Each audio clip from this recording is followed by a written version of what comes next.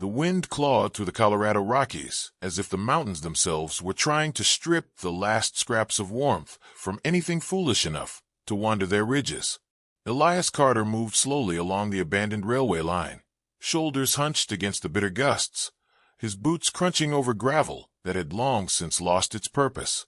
The world had narrowed for him to the crunch of stone, the whistle of wind, and the hollow ache inside his chest that no drink, no town, no fleeting kindness had ever managed to ease.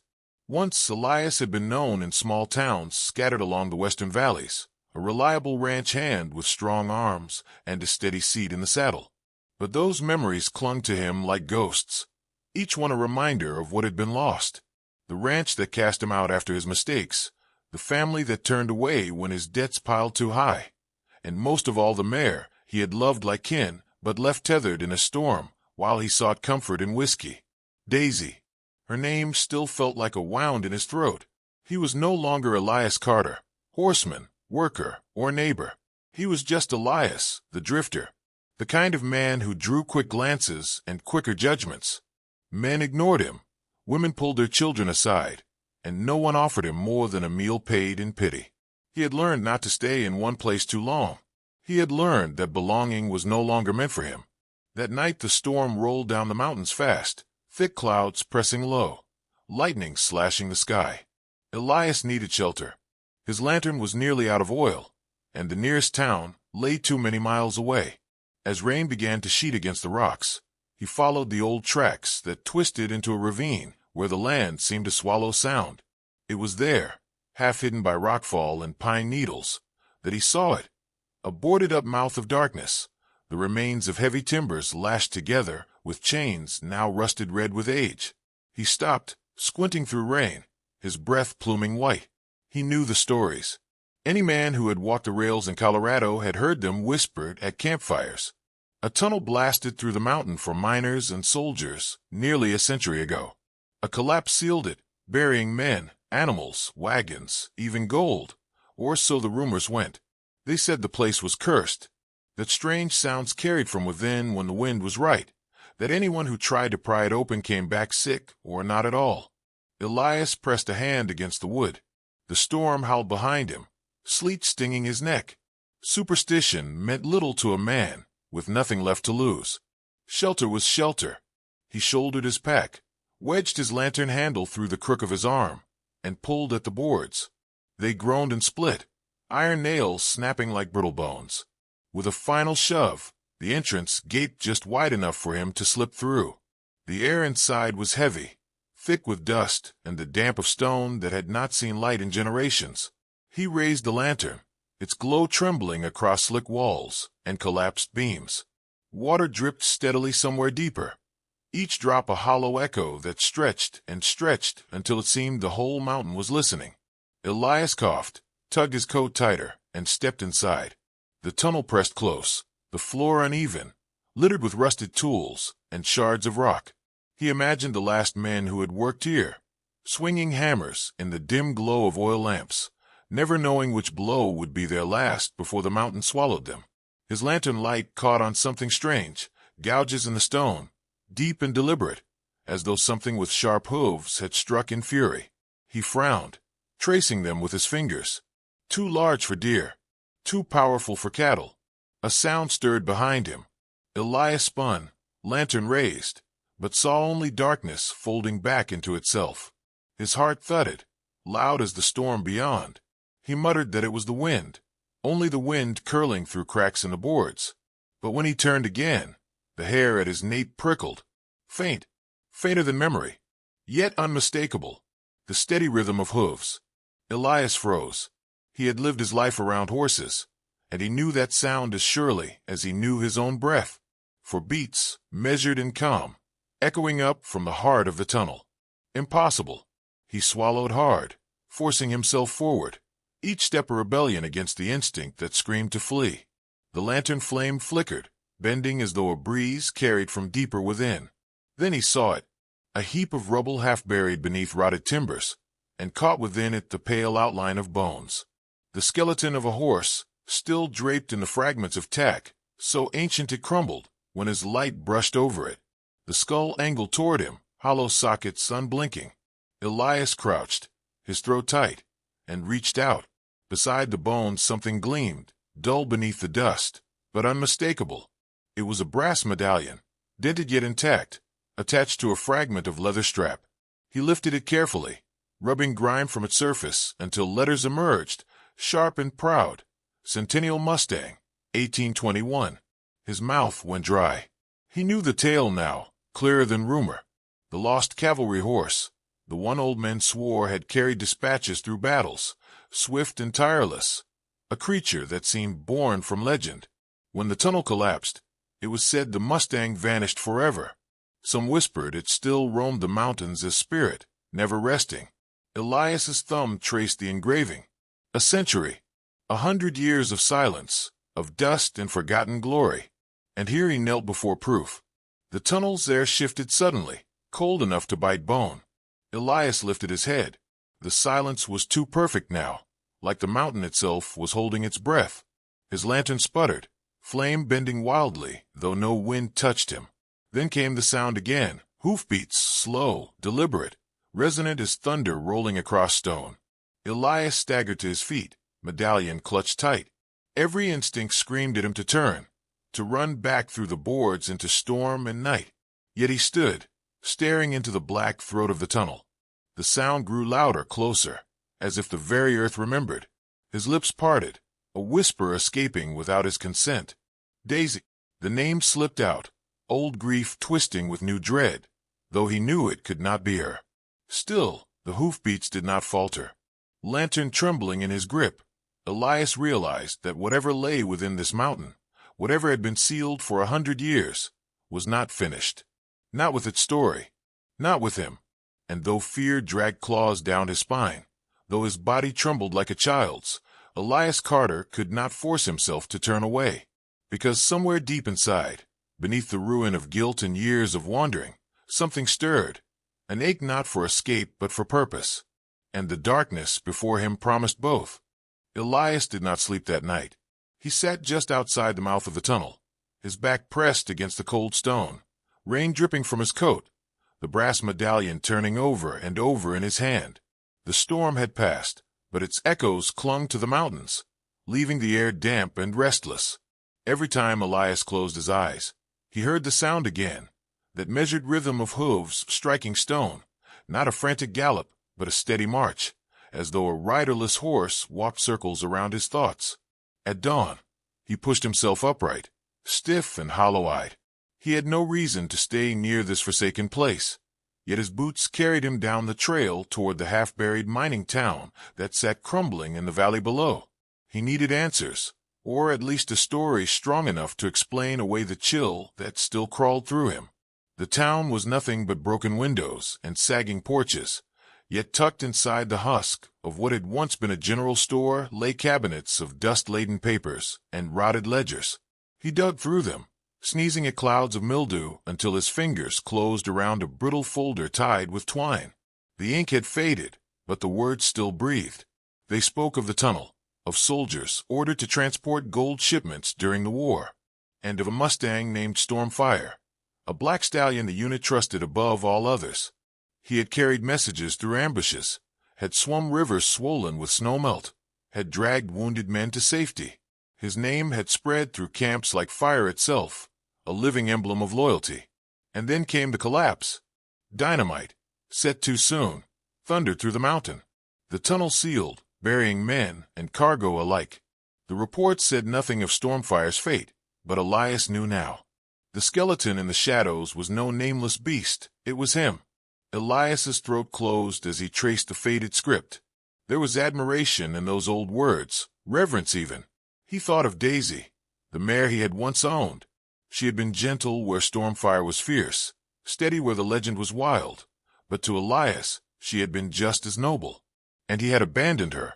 The memory hit harder now than ever, because he could see in his mind the contrast between men who had trusted a horse with their very lives, and a man like him who had failed the one creature that trusted him most. He left the papers behind, unsettled by the weight of them. That evening, drawn by something he could not name, he returned to the tunnel. He told himself it was curiosity, the lure of a half-remembered legend. But deep down he knew it was guilt dragging him back, demanding to know if the sound had been real or if his loneliness had finally bred madness. The boards he had broken the night before hung loose, shifting in the breeze like teeth from an old jaw. He ducked inside, lantern raised. The same air wrapped around him, damp, stagnant, ancient. He moved deeper this time, his steps careful on the uneven stone. The marks on the wall caught his light again. Not random gouges. They seemed deliberate now, like a creature had fought to break free, kicking and striking until the stone itself bore witness. A soft noise rippled through the dark, not the crack of wood or crumble of stone, but something alive. Elias stilled, the flame quivering. Then it came again, a low, muffled snort, followed by the faintest shuffle of hooves. His chest tightened. He whispered into the silence, "Who's there?" The absurdity of the question struck him even as the sound deepened, echoing from somewhere further in. He followed, his pulse pounding louder than the lantern hiss. The tunnel narrowed, beams bowing low overhead, rubble forcing him to squeeze between stone walls. Every step was a choice, every breath a test of courage. Then, as he turned a corner where the lantern's glow barely reached, he saw it. Not solid, not flesh and bone, but shaped nonetheless. A horse, tall and proud, its form shimmering faintly as though born from the lantern's smoke. The outline of muscle, the curve of a mane, eyes that glimmered with unnatural fire. Stormfire. There could be no mistake. Elias's knees weakened, his voice cracking. "God help me." The figure did not charge, did not vanish.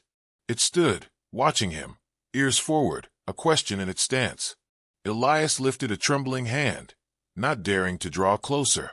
The air throbbed with something old, something powerful, as though time itself had cracked open to allow this moment. For a breathless second he thought the apparition would let him touch it. But then, like a gust of smoke, it vanished, leaving only the echo of hooves pulling deeper into the mountain. Elias staggered, lantern shaking. His chest ached with a strange mixture of dread and yearning. He whispered the horse's name, testing how it felt on his tongue. Stormfire. The sound carried down the tunnel, swallowed by stone. He could not explain why, but he knew this was not chance. Not some fevered dream conjured by loneliness. This was a summons. The medallion in his pocket burned with its own weight, as though demanding he follow. Yet he did not move. Not then. He stood for a long time, the silence pressing hard, before retreating back into the fading light of evening. That night sleep tormented him. Dreams tangled past and present until Daisy stood beside Stormfire, their eyes fixed on him, accusing and patient all at once. He woke with a shout, sweat soaking his collar. Dawn had not yet risen, but he knew. He had to return. He had to answer whatever had called him. He packed what little he had, his hands slow, his mind heavy. He had wandered for years with no path, no anchor, believing himself undeserving of redemption. Now, for the first time, there was direction, though it came from a place that should not exist. A ghost, a legend, a bond that refused to die. He could turn away, leave the medallion buried in the dust and the tunnel sealed behind him. But some part of him understood. If he did, he would never be whole again. By the time the sun edged over the ridges, Elias stood once more before the tunnel. The boards rattled softly, the darkness yawning wider than it had before. He lifted the lantern high, took a breath, and stepped inside, his voice steady despite the tremor in his chest. "All right, Stormfire," he said into the silence. "If you're waiting, I'll follow." The flame bent low, as if answering, and somewhere in the deep, a hoof struck stone, slow and certain, calling him on. The tunnel swallowed Elias whole. His lantern carved out only a trembling circle of light, and beyond it stretched a darkness so absolute that it felt alive. He moved carefully, each footfall grinding over loose stone. The air smelled of earth and rust, heavy with the weight of a century. Somewhere ahead, the echo of hooves carried like a heartbeat through the mountain. The sound drew him on, not fast, never frantic, but steady, patient, as though the ghostly mustang wanted him to keep pace. Elias's chest tightened as he followed. He had lived much of his life running, from debts, from shame, from the judgment of others, but this was different. He wasn't running now. He was chasing, compelled by something he couldn't name. The medallion in his pocket pressed against his thigh like a brand, each step sinking him deeper into a place where time no longer seemed to belong. At a bend where the ceiling bowed low, he caught sight of Stormfire again. The stallion stood just ahead, faint as smoke, his coat glimmering with an otherworldly sheen. Muscles rippled under a body that wasn't flesh but light, and his eyes burned with a depth that reached straight into Elias's soul. The drifter froze, breath catching, afraid even the sound of his lungs would break the fragile miracle before him. But Stormfire did not vanish. Instead, he shifted a step closer, head lowering slightly, ears pricked forward. Elias swallowed hard, lifting a trembling hand. His voice cracked with both fear and longing. "Easy now. I won't hurt you." For a moment that felt carved out of eternity, his fingers brushed the curve of the stallion's mane. It was impossible, solid and not, warm yet cold, a sensation like touching water that glowed. A shudder ripped through Elias, and tears stung his eyes before he understood why. He had not touched a horse since Daisy, not since the night he failed her. That simple contact, fleeting as it was, split open years of regret. Stormfire's nostrils flared, and he turned, walking deeper into the tunnel. Elias followed, lantern swaying, his pulse racing. The deeper they went, the more relics the light revealed. A broken rifle crusted with rust, helmets dented and split, fragments of boots, scraps of cloth. This was no passage, it was a grave. The realization pressed on Elias's shoulders, heavy as the stone above. The stallion paused at a place where rubble choked the path. Timbers jutted at odd angles, stone piled high as a wall. Stormfire tossed his head, stamping ghostly hooves that left faint sparks against the floor. Elias set down his lantern and began pulling at the rocks. His fingers bled, his muscles strained, every stone dragging up memory. The storm, the drink, Daisy calling in the rain as he stumbled away. His shame was buried here, as surely as the men who had never walked out.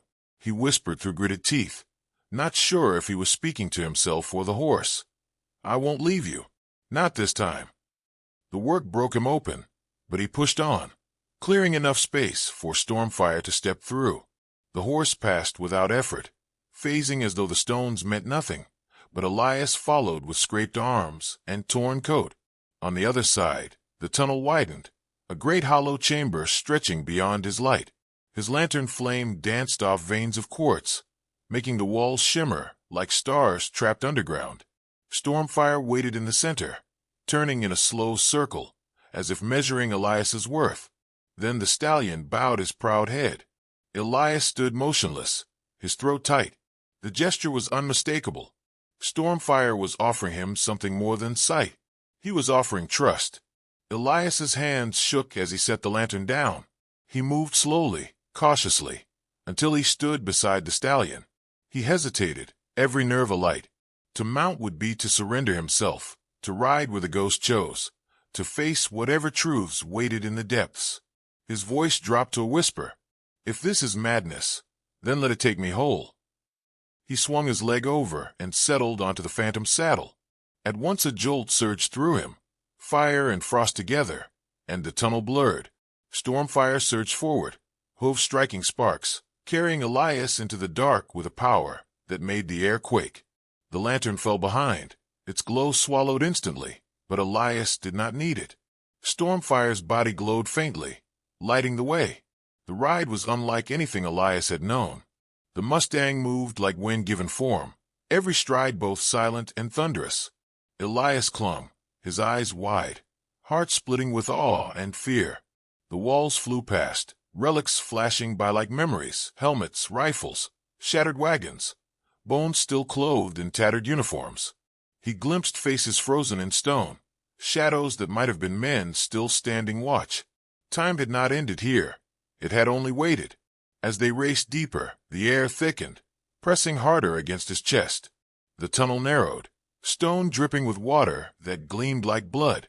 Stormfire slowed, muscles bunching, as though the next step demanded more than strength. Elias felt it too, a weight of judgment, of reckoning. The stallion shivered, almost fading, and Elias realized the truth. Stormfire was not guiding him for glory. He was guiding him for atonement. The memory of Daisy crashed over him. He saw her again, tied beneath a tree as rain poured, calling to him while he staggered away with a bottle. He had not even untied her. By the time he returned, it was too late. Her body had been still, her trust broken forever. The guilt had chased him from every town, had hollowed him until he was nothing but a man-shaped wound. Now the mustang beneath him trembled, caught between worlds, as though testing whether Elias would flee again or hold fast. He pressed both hands into the phantom mane, his voice raw. "I failed her. I know it. But I won't fail you. Not now." The words ripped from him like a confession. Stormfire snorted, the glow in his body flaring, and then the horse leapt forward, surging through a wall of stone as though it were mist. Elias gasped, blinded by sudden brilliance.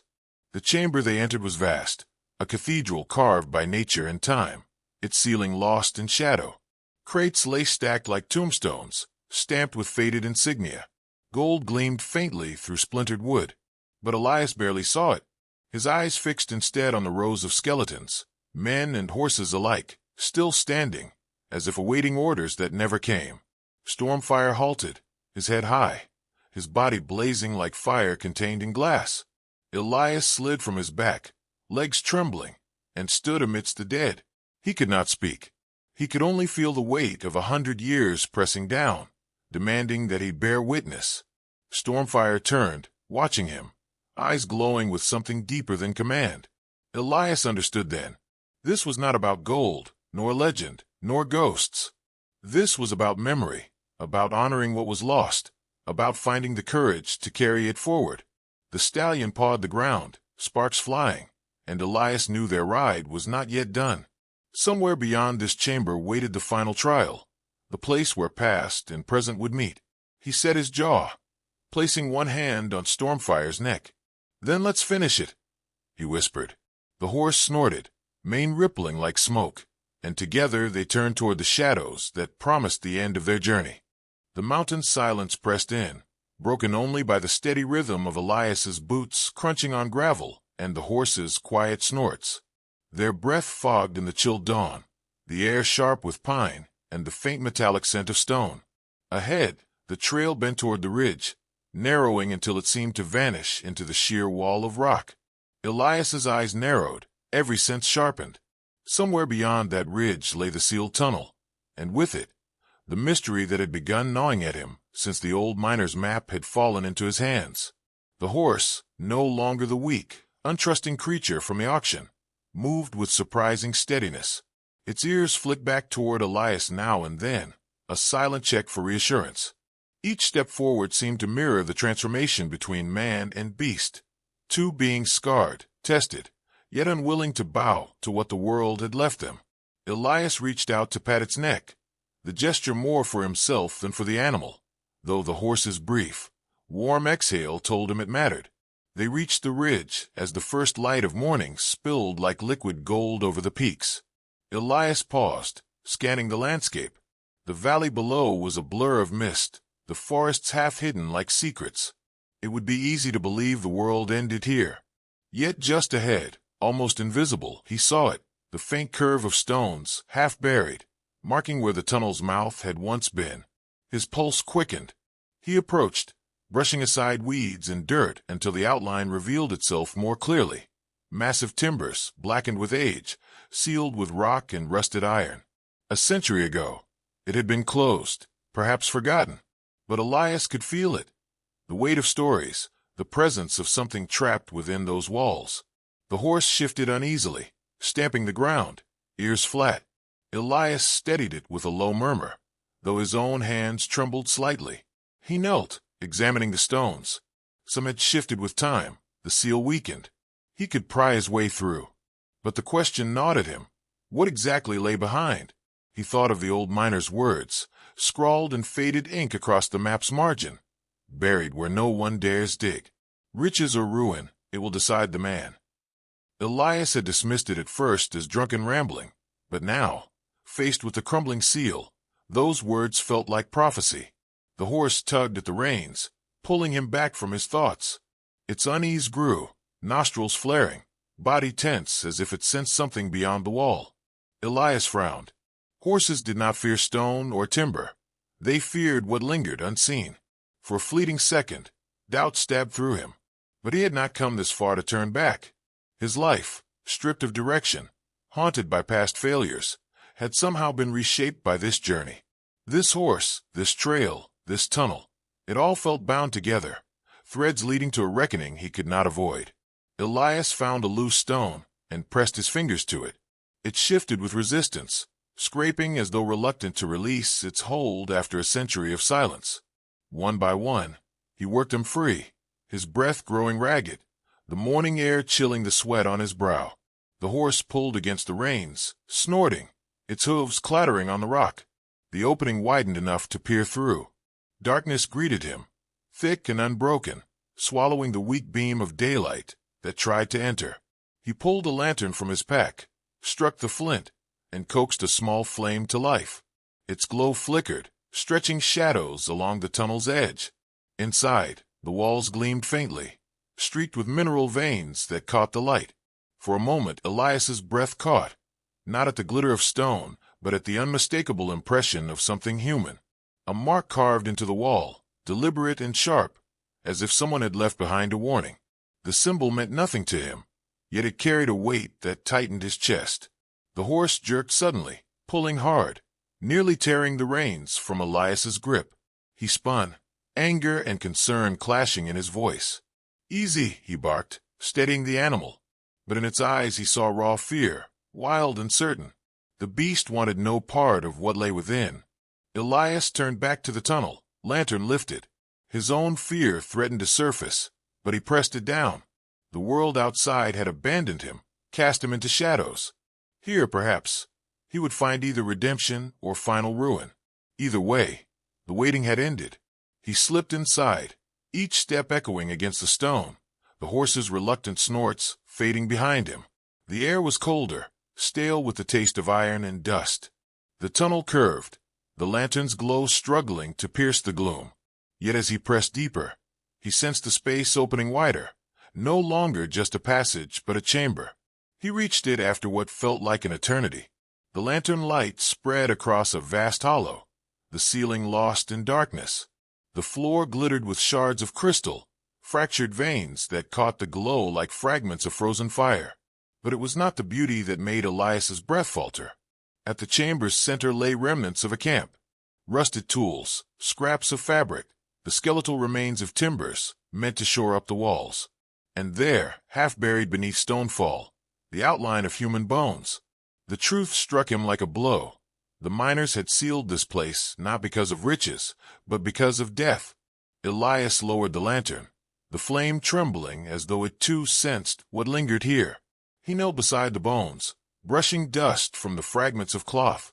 His fingers stilled as he uncovered a small leather pouch, remarkably preserved. He opened it with care. Inside lay a stack of papers, brittle with age, their ink smudged yet legible. He squinted at the words, his pulse racing. Names, dates, and notes describing not only the mine's riches, but warnings. Veins of unstable rock, collapses, strange sounds in the dark. And one final entry, scrawled with a desperate hand. "We sealed it, not for gold, but for the thing that moves in silence. If it wakes, God help us all." Elias froze, the words burning in his mind. The air seemed to grow heavier, the silence no longer empty, but filled with a presence he could not name. He rose slowly, every instinct urging him to leave, yet some deeper force compelling him to remain. Behind him, from the tunnel's mouth, the horse whinnied sharply, the sound echoing like a warning. Elias tightened his grip on the lantern, heart hammering. For the first time since he'd begun this journey, he realized the truth. He had not stumbled into a forgotten past. He had opened the door to something waiting to be remembered, and it was waiting still. Elias felt the chamber's weight pressing in from every side. Shadows stretched long and thin, shifting as if the very stone breathed. He held the lantern close, but its light seemed to shrink against the immensity of the space. Stormfire whinnied low, ears flicked forward, muscles taut under his spectral coat. Elias swallowed hard, Whatever had been buried here for 100 years was not at rest, and he now knew it would not forgive intrusion lightly. The papers he had uncovered trembled in his hand. The warnings, the desperate scribbles, the mentions of something that moved in silence, raced through his mind. He looked at Stormfire. The horse's eyes glowed faintly, a fire contained, patient yet demanding. Elias understood without words. They could turn back, leave the secrets buried and vanish into the mountains, or they could confront it and finally bring closure. For the men who had died, for the legend of Stormfire, and for himself. He tightened his grip on the lantern. "We finish this," he whispered, voice steady though his chest throbbed. The horse shifted, stamping the stone floor, sending a small shower of dust into the air. Elias felt a pulse beneath the hooves, a vibration that ran through the stone and into his bones. The chamber seemed alive now, the shadows curling, pressing closer. A sound came from the far end, low and guttural, like the mountain itself exhaling. He stepped forward, Stormfire at his side. The horse did not falter, though its form shimmered faintly, the glow waxing and waning with each heartbeat. The tunnel narrowed again, the walls slick with moisture. Something moved ahead, subtle, almost imperceptible, a ripple in the air like heat from a fire. Elias held his breath, lantern raised, and took another step. The figure emerged. Not a man, not fully horse, but a fusion of shadow and bone, eyes burning like embers. A creature born from the collapse, from fear and unfinished business, trapped for a century. It reared, a soundless scream echoing in the chamber, its presence both terrifying and mournful. Elias froze, but Stormfire nickered, muscles tensing in readiness. The horse was not afraid. Elias realized then that he must trust him completely, as the soldiers had trusted Stormfire long ago. "Steady," he murmured, placing a hand lightly on the horse's neck. The glow from the phantom mane pulsed in response, warmth and light coiling into his palm. Stormfire stepped forward, hooves striking sparks against the stone floor, echoing like a drumbeat of courage. The shadow shifted, drawn by the horse, uncertain, almost human in its hesitation. Elias understood. This was the thing the miners had feared, but it was not evil. It was lost, angry, and misunderstood. He spoke, voice low but resolute. "We are not here to harm you. We only seek peace, for you, for them, and for us." The creature tilted its head, eyes narrowing, and then let out a long, trembling sigh. The sound reverberated through the chamber, heavy with years of solitude. It circled Stormfire, sniffing, testing, uncertain. Elias's heart pounded. He knew the outcome of this moment depended on trust. If he faltered, all would be lost. Stormfire shifted closer to Elias, a living bridge between the human and the spectral. The horse lowered his head, touching his nose to the edge of the shadow creature's form. Sparks flared where they met, a gentle warmth spreading outward. Elias felt tears sting his eyes, decades of grief and guilt melting away in that single contact. The creature trembled, shifting back, then slowly, deliberately, stepped fully into the light of the lantern. It was magnificent, sorrowful, and beautiful. The bones, the shadow, the fire in its eyes, all melted into something whole. Elias knew then that the tunnel's secret had been waiting not for a hero, but for understanding. The trapped spirits, the miners, the horses, the memories, needed someone willing to face the truth with respect and compassion. Elias knelt slowly, hands raised in submission, and spoke again. "You are free. All of you." The creature lowered its head, as if nodding. Stormfire nickered softly, ears forward. The air in the chamber shifted, no longer oppressive but alive with a gentle current. Dust rose, glinting in the lantern light, like stars scattered across the floor. The skeletal remains and scattered relics shimmered faintly, then began to dissolve, carried away by a wind that had no origin but felt natural, inevitable. The shadow creature slowly took the form of a horse, ghostly and elegant, then turned and trotted toward the tunnel's mouth. Elias followed, chest tight with awe and gratitude. Stormfire nudged him forward, guiding him like a steadfast companion. They emerged from the tunnel as the sun climbed higher, painting the mountains in warm gold. Elias's breath came in deep, shivering relief. The storm had passed, and the valley stretched before him, calm and vast. He looked down at the medallion, still clutched in his hand. He had carried proof of history, of courage, of trust, and now he understood what it truly meant to be worthy of a horse's loyalty. Stormfire whinnied, nuzzling Elias gently. The bond between man and beast, tested by fear, strengthened by trials, felt unbreakable. Elias's lips curved into a smile, the first genuine one in years. The past had haunted him, yes, but he had faced it, and he had learned that courage was not about never falling. It was about rising to meet what was needed. As he mounted Stormfire once more, Elias glanced at the ridge. The tunnel's mouth was still visible, a reminder that some mysteries endure. But he no longer feared what lay beneath. He had confronted the shadows, honored the lost, and emerged not just alive, but transformed. The horse surged forward, powerful and steady, moving down the trail that led out of the mountains. Elias leaned into the ride, letting the wind cut across his face, and felt something he hadn't in years: hope. Each stride was a heartbeat, a testament to resilience, to trust, to second chances. He looked down at the valley below, gold-tipped trees swaying gently in the morning light, and realized he had found more than the remains of a legend. He had found himself again. Stormfire glanced at him, eyes bright, and Elias whispered, "Thank you, old friend, for leading me home." The horse responded with a soft nicker, mane rippling like smoke in the sun. Together they rode, leaving behind darkness, fear, and regret, moving into the world with new purpose.